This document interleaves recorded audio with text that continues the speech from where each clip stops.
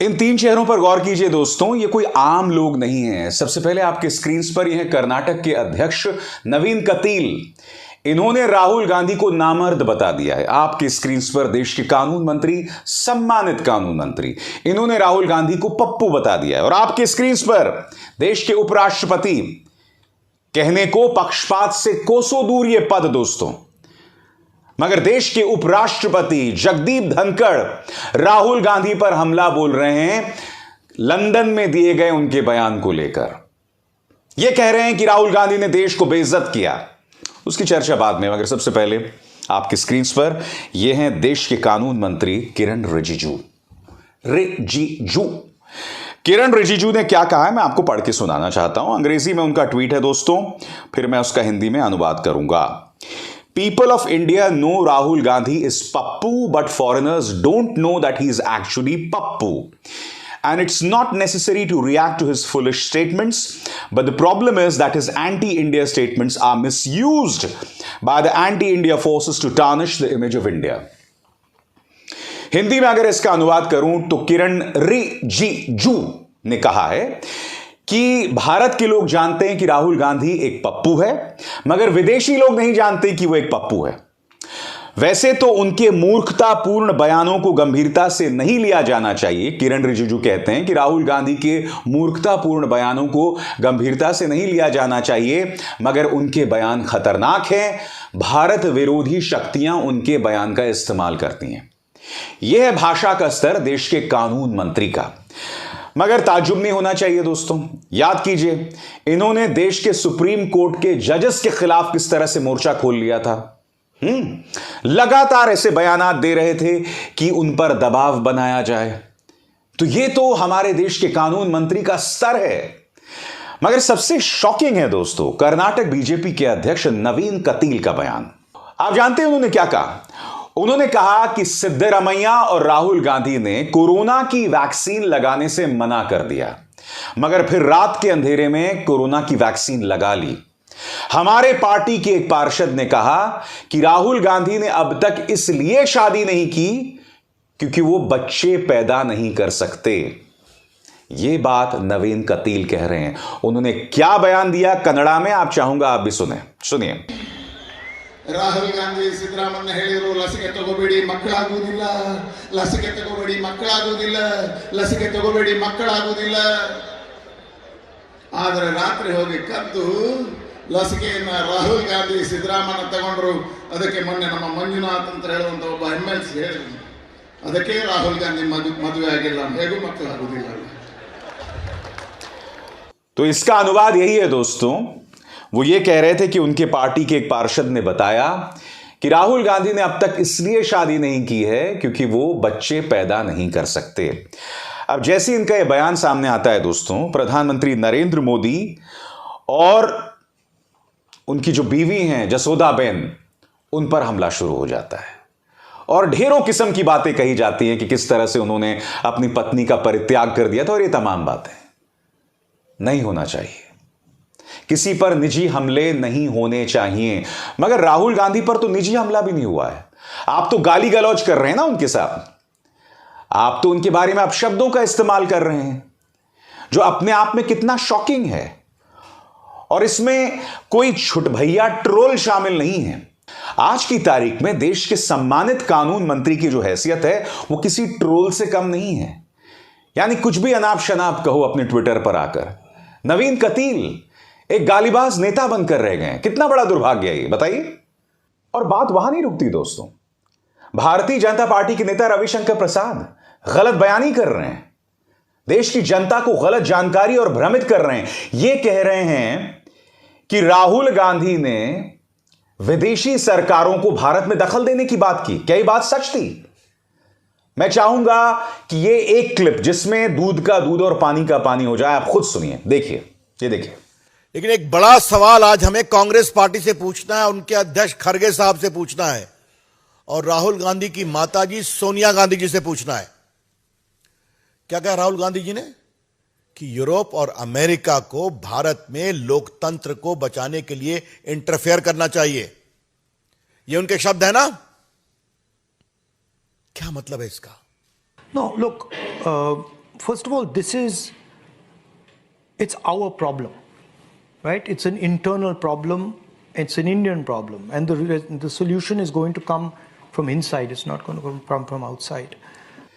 तो मैं यही तो समझना चाहता हूं, कोई नामर्द कह रहा है, कोई पप्पू कह रहा है और कोई झूठ बोल रहा है। ये क्यों करने की जरूरत है आपको? और उनको पूरा साथ मिलता है उनके पालतू मीडिया से। तिहाड़ शिरोमणि इस पत्रकार ने यह झूठा कार्यक्रम चलाया कि राहुल गांधी विदेशी सरकारों को दखल देने की बात कर रहे हैं, जो कि गलत थी। क्यों? मैं यही तो समझना चाहता हूं कि राजनीति करनी है, पत्रकारिता करनी है, सो सीधी साफ सुथरी करे, तथ्यों पर आधारित बात कहें। यह झूठ बोलने की जरूरत क्या है भैया? और सबसे शॉकिंग बात, देश के उपराष्ट्रपति जिन्हें किसी पॉलिटिकल पार्टी का पक्ष नहीं लेना चाहिए, जगदीप धनखड़ बार बार इस बात की मिसाल पेश कर रहे हैं कि वो अपने पद की गरिमा को धूमिल कर रहे हैं।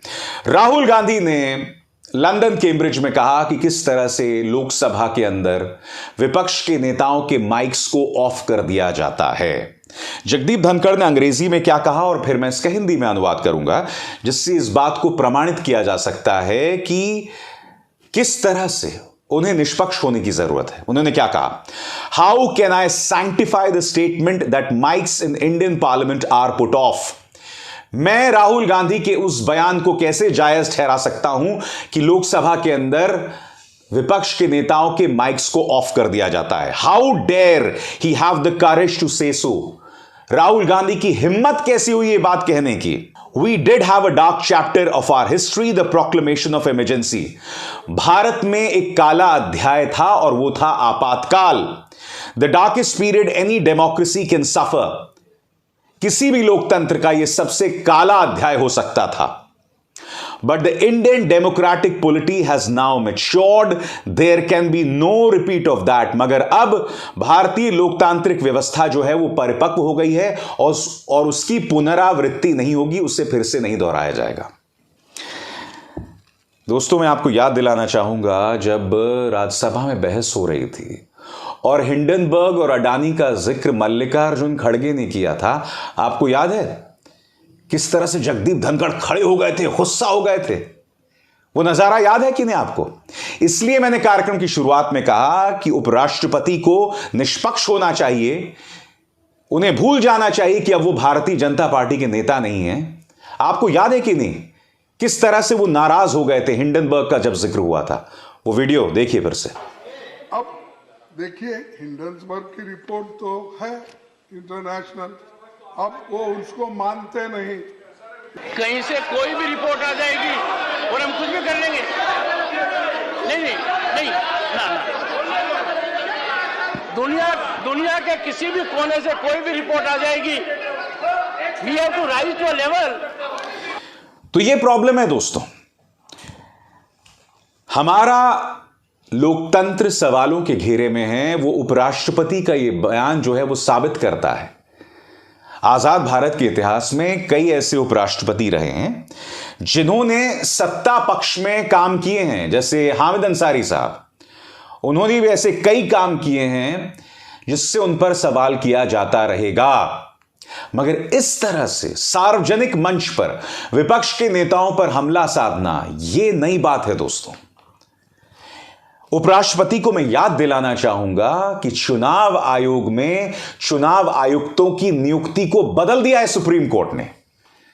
याद कीजिए मीडिया के बारे में सुप्रीम कोर्ट ने क्या क्या नहीं कहा है, कि मीडिया जो है वो सत्ता पक्ष के सामने नतमस्तक है। ये तमाम तथ्य है ना, क्या आप इन तथ्यों से मुंह मोड़ सकते हैं? और ये तमाम तथ्य इस देश के लोकतंत्र पर सवाल उठा रहे हैं। इसलिए उपराष्ट्रपति जब ये तमाम बातें कहते हैं तो उन्हें थोड़ी देर के लिए विचार करना चाहिए कि आप देश के उपराष्ट्रपति हैं। मैं नहीं भूला हूं, जब आप राज्यपाल हुआ करते थे तब आप किस तरह से मैदान में उतर आते थे और ममता बनर्जी के बारे में अनाप शनाप, उनकी सरकार के बारे में अनाप शनाप बोलते थे, मानो आप राज्यपाल नहीं हैं, बीजेपी के एक नेता हैं।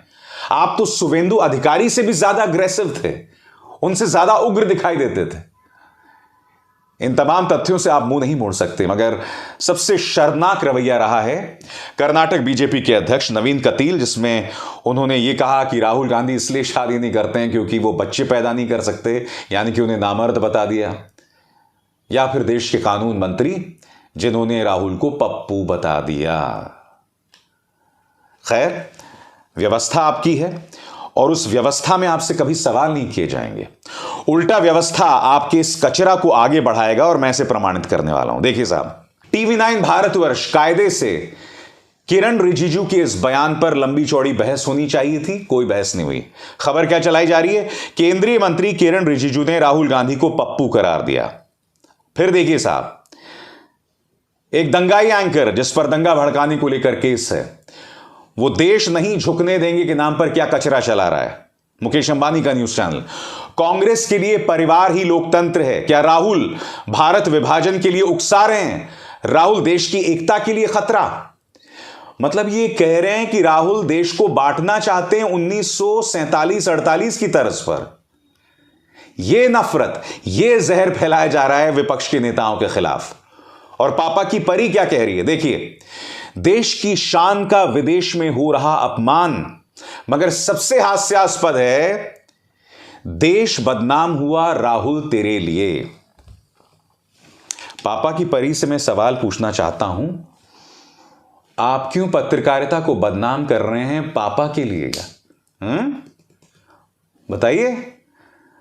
आपको आज चुलबुल पांडे याद आ गए, दबंग के सलमान खान याद आ गए, मलाइका अरोड़ा याद आ गई क्योंकि वो गाना मुन्नी बदनाम हुई है ना, डार्लिंग तेरे लिए। वो गाना फिल्म दबंग से था। सलमान खान और मलाइका अरोड़ा जो है उसमें नाच रहे थे।